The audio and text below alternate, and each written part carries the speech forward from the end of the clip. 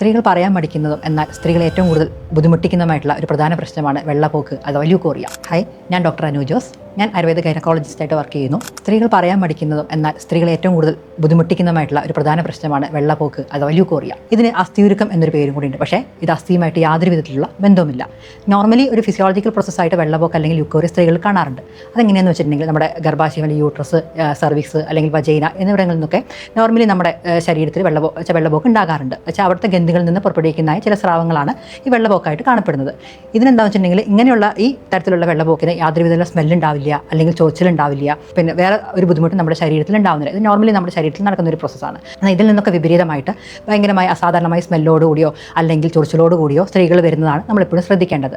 ഇതിന് പലവിധ കാരണങ്ങളുണ്ട്. അതിൽ ഏറ്റവും വലിയൊരു കാരണം എന്ന് പറയുന്നത് ഹൈജീനാണ്. കാരണം ചില സ്ത്രീകൾ നമ്മുടെ അടുത്ത് വന്ന് പറയാറുണ്ട്, ഡോക്ടറെ ഞാൻ ഭയങ്കരമായിട്ട് ആ ഭാഗം അല്ലെങ്കിൽ നമ്മുടെ വജൈനൽ ഏരിയ ഭയങ്കര ക്ലീനായിട്ട് സൂക്ഷിക്കാറുണ്ട്. എപ്പോഴും ഞാൻ ബാത്റൂമിൽ പോകുമ്പോഴാണെങ്കിലും അല്ലെങ്കിൽ മൂത്രമൊഴിക്കാൻ പോകുമ്പോഴാണെങ്കിലും ഞാനത് കഴുകാറുണ്ട്. പക്ഷേ എന്നിട്ടും എനിക്ക് വെള്ളപ്പോക്ക് ഭയങ്കരമായി കാണുന്നു.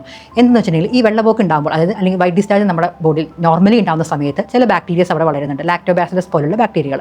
ഇതെന്താണെന്ന് വെച്ചിട്ടുണ്ടെങ്കിൽ ഇത് നമ്മുടെ ബോഡിയിൽ ആ ഭാഗത്ത് എന്ത് ചെയ്യുക, വജൈനൽ pH ഒരു അസിഡിക് pH അല്ലെങ്കിൽ 4.5 pH ആയിട്ട് നിലനിർത്തുന്നു. പക്ഷേ നമ്മളിപ്പോൾ എപ്പോഴും ബാത്റൂമിൽ പോയി അല്ലെങ്കിൽ നമ്മൾ മൂത്രമൊഴിക്കാൻ പോകുമ്പോൾ അതിങ്ങനെ കഴുകിക്കൊണ്ടിരിക്കുമ്പോൾ ആ ഭാഗത്തെ ബാക്ടീരിയകളെ ഒരു പരിധി വരെ അത് നശിപ്പിക്കാൻ ഇടയാക്കും. ഇങ്ങനെ വരുമ്പോൾ എന്താ വെച്ചിട്ടുണ്ടെങ്കിൽ ഈ ബാക്ടീരിയ നോർമലി നമ്മുടെ ശരീരത്തിൽ എന്താണെന്ന് വെച്ചിട്ടുണ്ടെങ്കിൽ പുറത്തു നിന്നുള്ള ബാക്ടീരിയൽ ഫംഗസ് ഇൻഫെക്ഷൻസിനെയൊക്കെ ഒഴിവാക്കുകയാണ് ചെയ്യാറ്. പക്ഷേ ഇങ്ങനെ കഴുകുന്നതിനൊപ്പം എന്ത് ചെയ്യുക, ഈ പറഞ്ഞ ബാക്ടീരിയകളുടെ നശിപ്പിക്കാൻ ഇതിടയാക്കുകയും ഒട്ടുമിക്ക ഇൻഫെക്ഷൻസും ഉണ്ടാവാനുള്ള സാധ്യതയും ഉണ്ട്.